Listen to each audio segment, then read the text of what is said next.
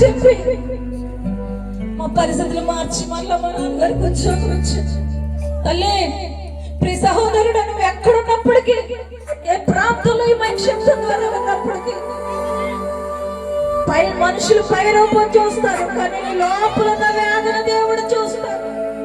నువ్వు రహస్యంగానైనా దేవుడిని పిలిచి అడిగితే ఈ రాత్రి అద్భుతం చేయడానికి ఆయన నీ మధ్యలోకి వస్తున్నాను. ప్రభువా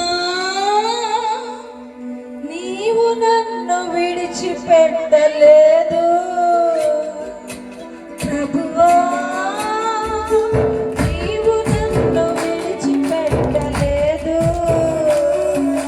కష్టాలు వచ్చినా శ్రమలు వచ్చినా, కష్టాలు వచ్చినా శ్రమలు వచ్చినా నీవు నన్ను విడిచిపెట్టలేదు.